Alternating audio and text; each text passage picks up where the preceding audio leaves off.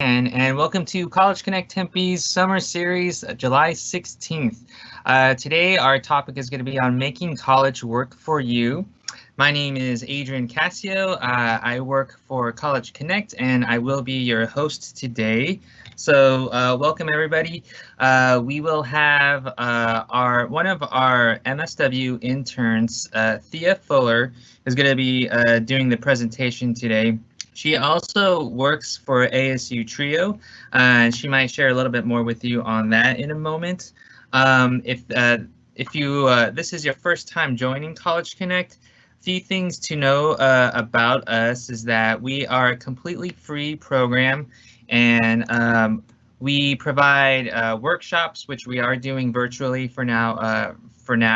We'll probably be doing some more virtual workshops in the fall in regards to financial aid, filling out FAFSA, applying for scholarships, more info on college admissions.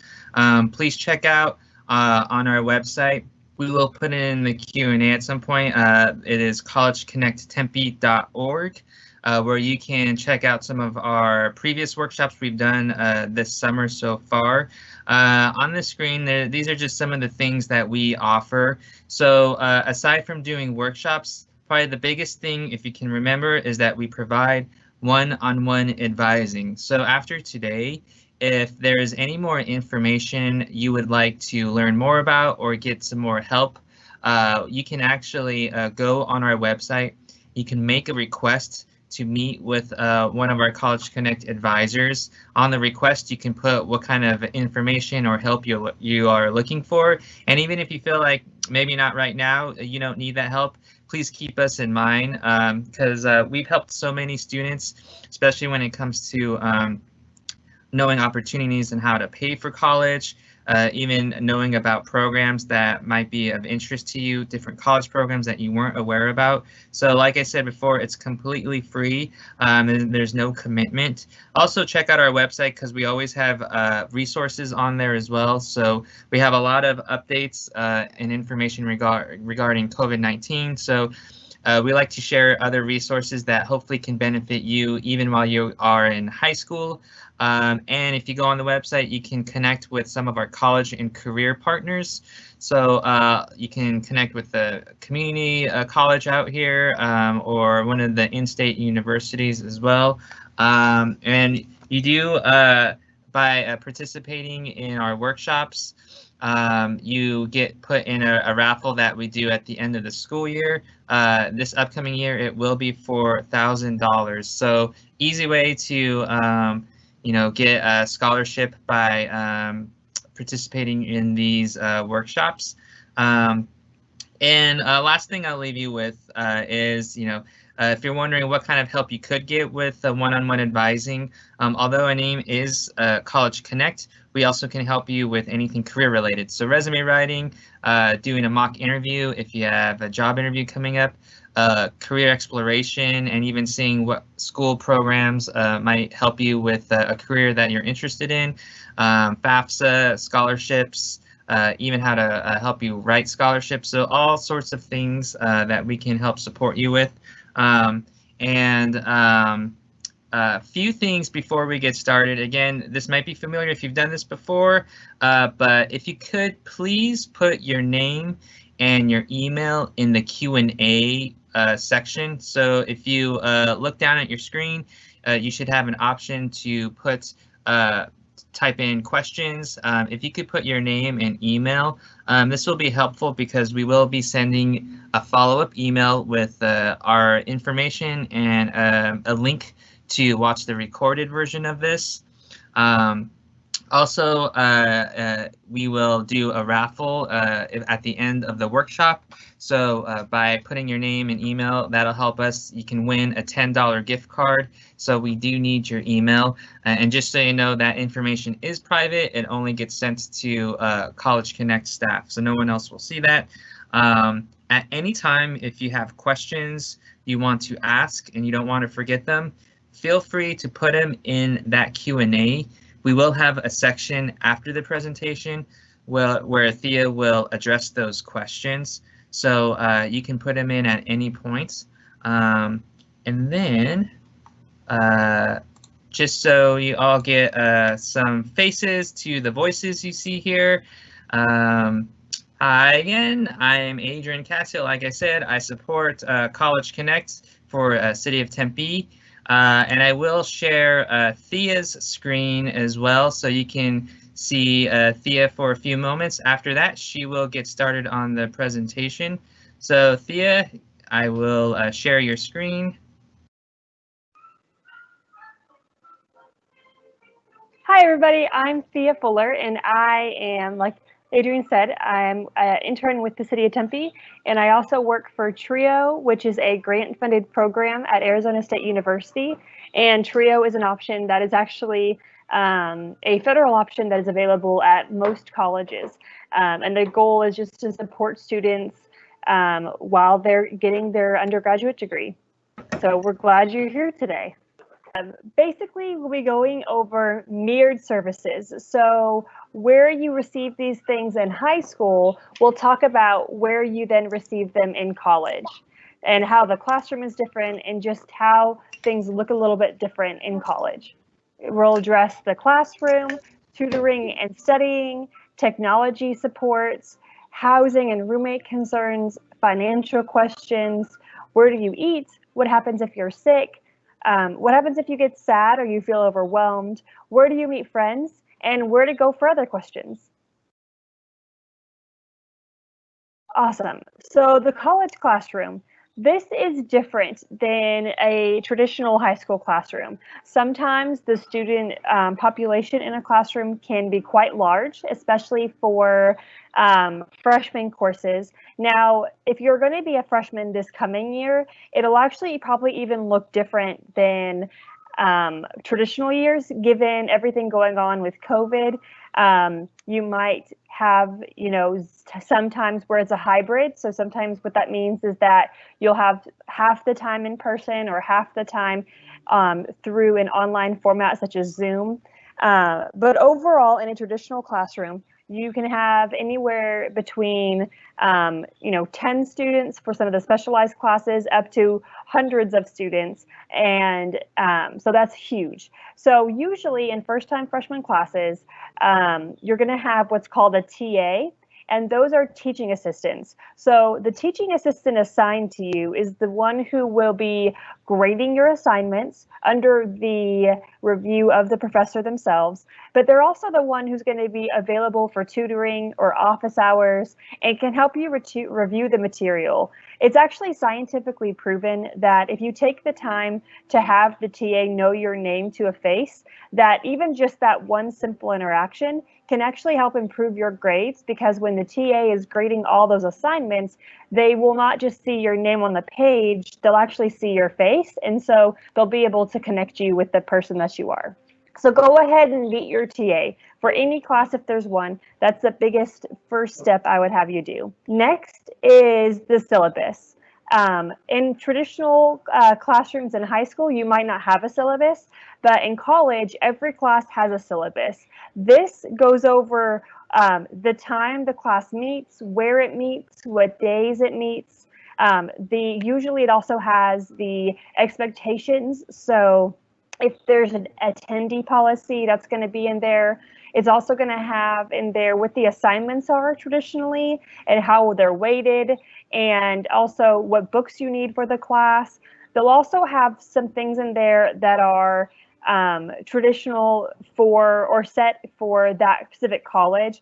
For example, they'll talk about disability, they'll talk about college services, the student rights and responsibilities, those kinds of things. So the syllabus is always a great place to start. It'll also have the dates of the assignments. Now, it's also important to be careful, because if you have an online platform such as Blackboard or Canvas, some of those dates might change on when the assignments are due. So just be aware that if the syllabus might be wrong on that, if the teacher changes that. So in high school, usually when you're talking with professor or your teachers, you can do so in person, and they give you most information either physically printed or in person. In college, most of your communication is going to be done through emails. So be sure to check your emails multiple times a day. If you don't already if you have emails in high school, go ahead and also put that app on your phone. So that way you can get used to checking them like you check your text messages. So 3 big things that will help you be successful in high school or in college is tutoring, mentoring, and studying.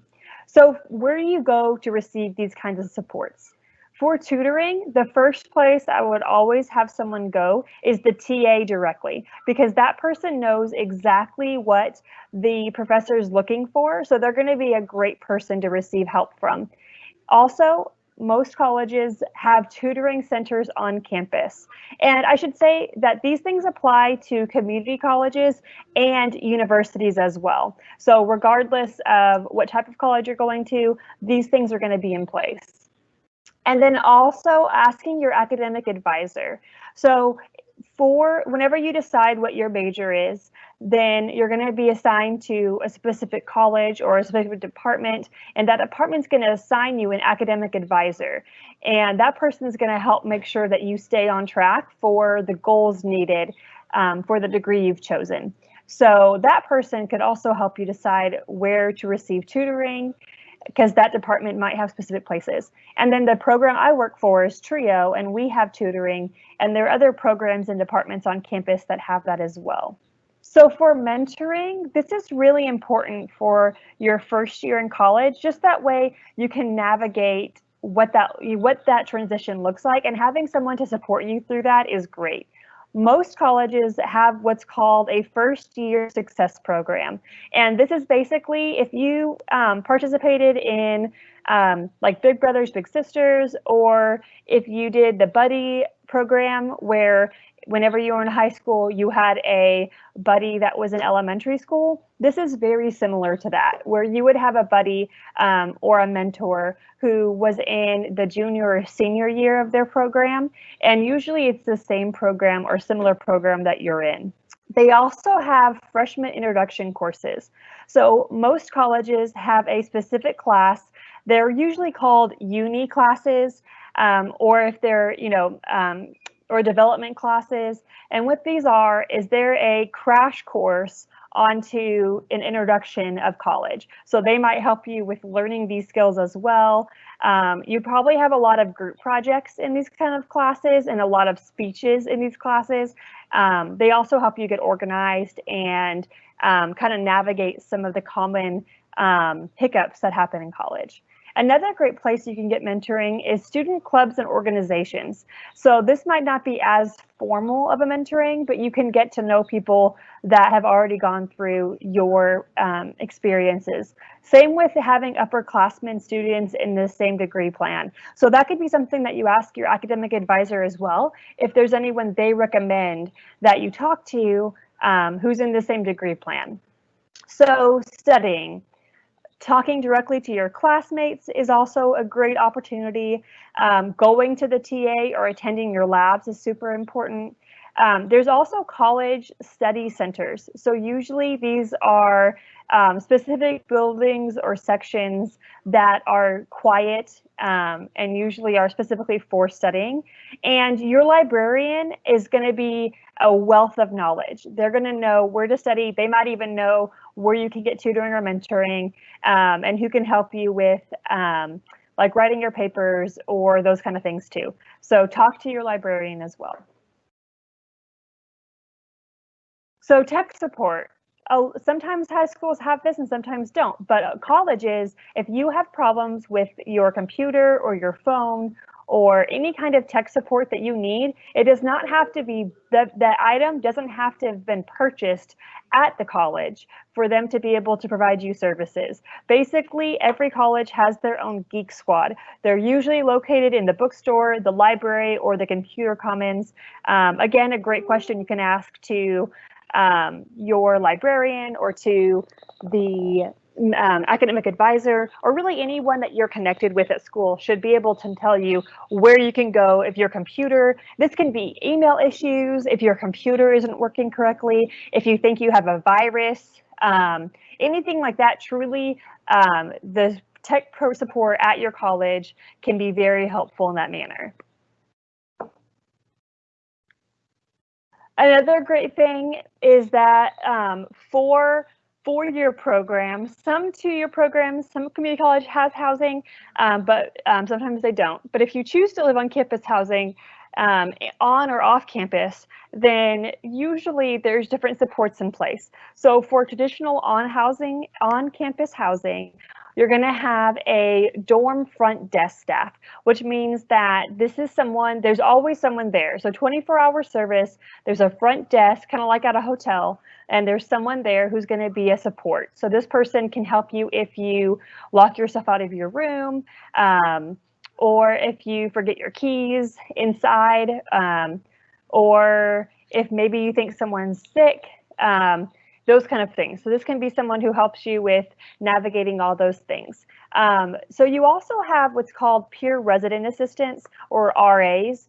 And these individuals are similar to mentors, and their role is to make sure that you're doing well. So if they see that there's any risks going on, or if they say maybe you're breaking the rules, if there's a curfew in place, if you're out past curfew, or if you bring something that's not allowed onto the dorm, they're the ones who have to report you.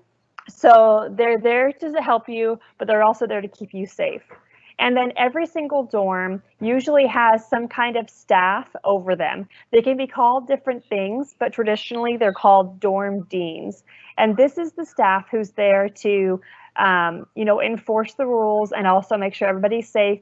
So, they're going to have different places and things in place. For example, right now, if a student had COVID during their stay at college, they would actually traditionally have a special space that you could go to in order to quarantine yourself, but still live on campus. So there's places like that. They also can help if, let's say that you run out of money and you need help with food, they can help you. Or also the RA and the dean, they're going to be helpful if you're having issues with your roommates. So where do you go for money questions? So if you haven't already heard of the FAFSA, College Connect does a great job of having many people who can help you fill this out. This is called the Free Application for Federal Student Aid. And what it does is it pulls from taxes 2 years prior, and it determines your eligibility for loans and grants. This is a great way to get those money. And even if you don't think that you qualify for that, it's still important to fill out, because several times if you receive scholarships from the college, they need FAFSA to be filled out before giving you those scholarships. Even if their scholarships are not income-based, they would still need FAFSA filled out. So there's also loans, grants, and scholarships, and these are also things that College Connect goes over. But you can also go to the financial aid office and learn more about those too. So before you sign anything, be sure that you understand what you're signing and what kind of money you're receiving, and if you have to pay it back or not, and what the regulations are. Also, a huge thing with scholarships is that if you receive a scholarship that is merit-based, meaning that you have a scholarship that you have to have a certain GPA in order to keep, let's say that it's 3.5 and it's for the whole year, and that, your freshman year, maybe your GPA doesn't meet that goal. So you're at risk of losing that scholarship. At most universities, there's things called, you can appeal that. So what you can do is you can say, I still want to receive this scholarship, and here's what I've done in place in order to ensure that I meet the qualifications next year. So that might be, I'm going to attend tutoring. I've signed up with this program. If you have accommodations in high school, maybe you can talk to your accommodations in college to make sure that you're using those. So if you get a scholarship and you're at risk of losing the scholarship, please talk to someone about how you can ensure that you can keep it. Because a lot of times they want you to keep those scholarships. They just need you to show what you're doing differently to meet the expectations. Also with banking, so now that you're adulting, it's a great time to start having a bank account or a credit card, and these kind of things have a lot of questions about the risk and the pros.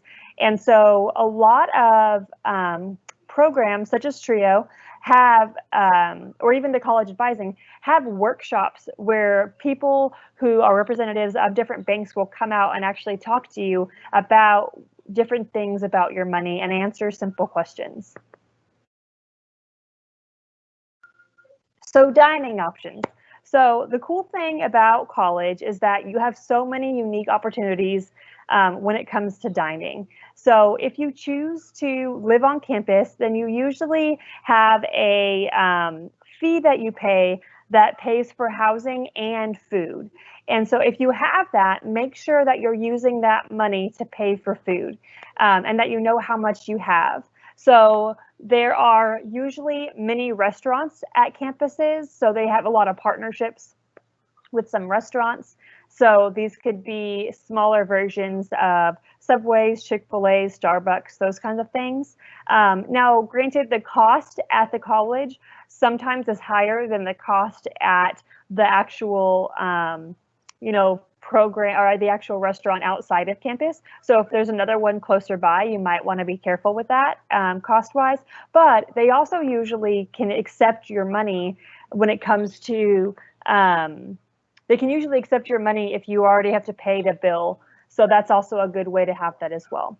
They also have campus cafeterias. So many campuses have many cafeterias. And sometimes you have limitations on which ones you can use or not based on programs that you're in. But make sure you know which ones you have and what meals you like from different places and what their hours are. A lot of places also have mini marts. So these are very similar to like gas station, the inside of gas stations where you see all the different, like snacks and those kind of things. So that's another thing that might be a little bit more expensive than the cafeteria, but they can also use usually your dining dollars if you pay that fee to the school. So health services. So in high school or K through 12, if you get sick, you're going to go to the nurse. So where do you go if you get sick in college? That's a great question that a lot of people don't think to ask until it's too late.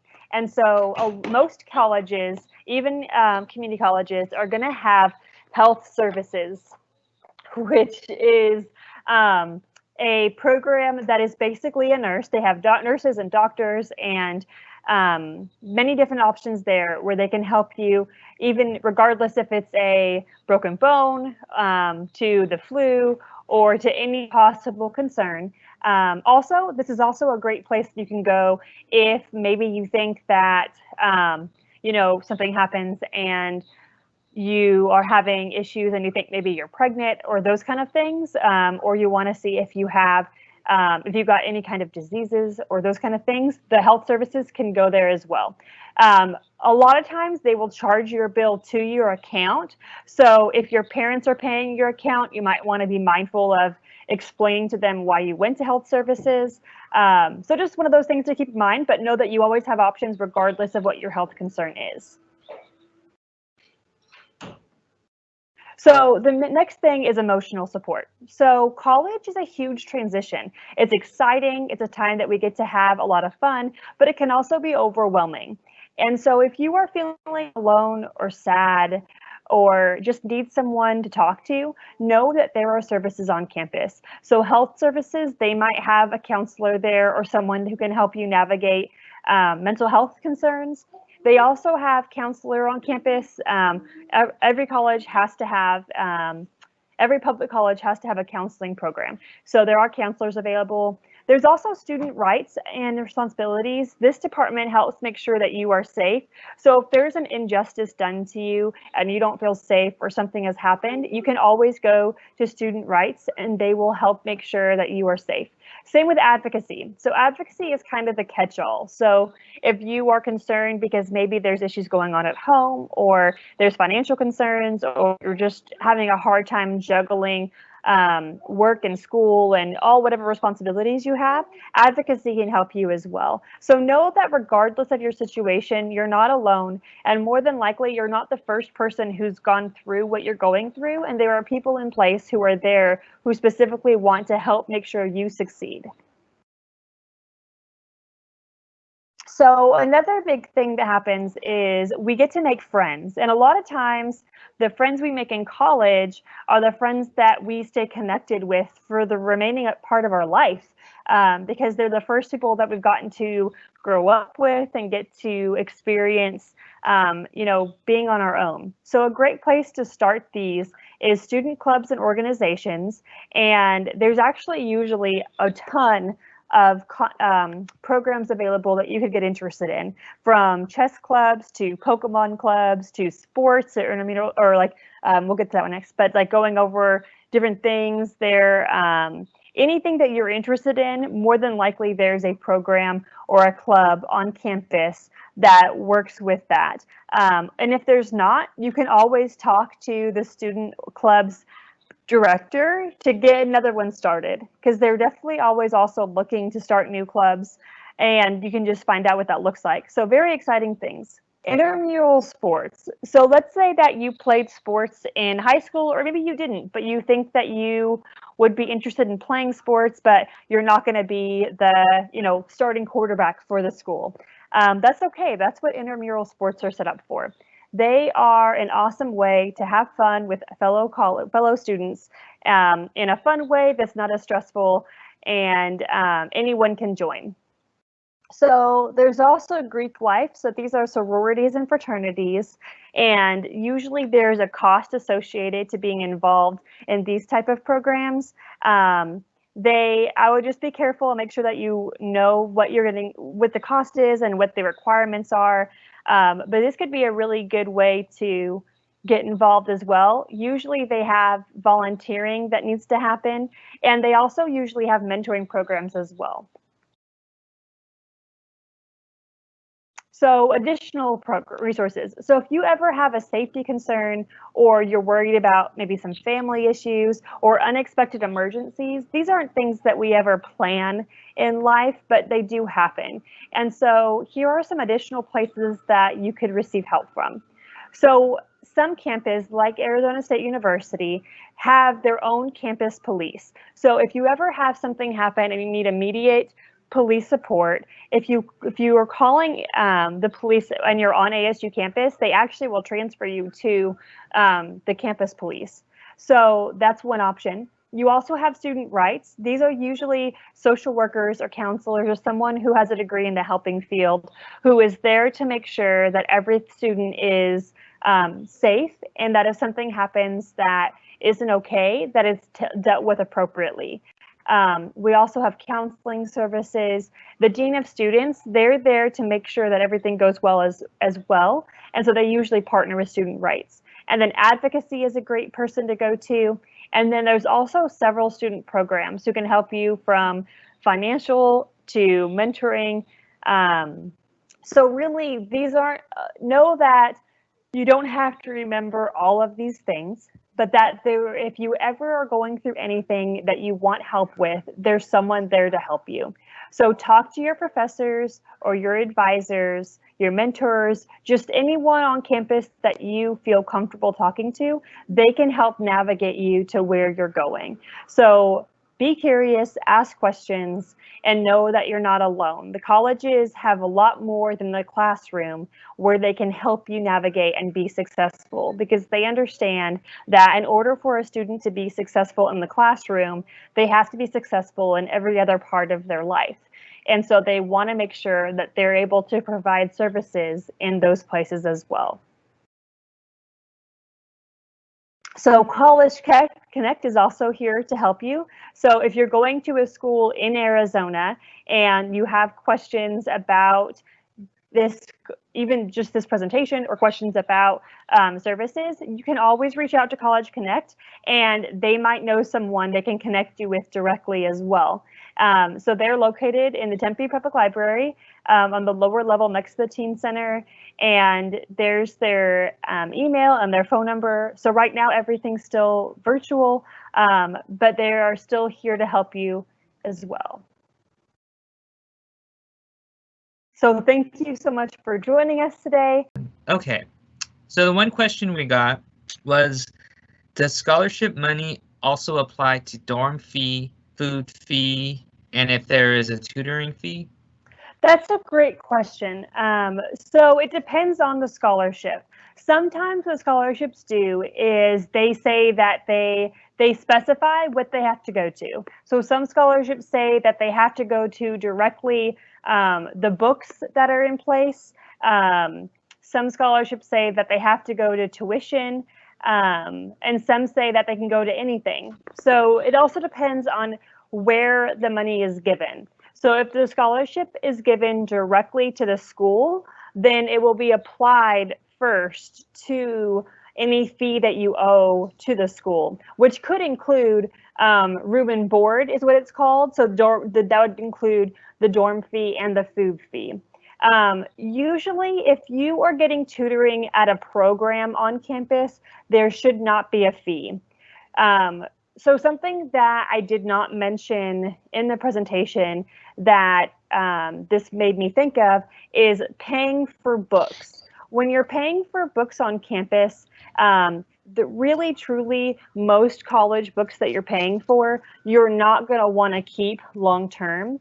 So it would be best to either rent these books from the bookstore. There's also several websites you can go to that you can get books that are used, or you can rent used books, or you can get them virtually rented. So avoid buying a brand new book at all cost unless it's one that you think that you're going to keep forever, simply because the cost of books is really expensive. But that's something else that scholarships can go to. But that's a great question.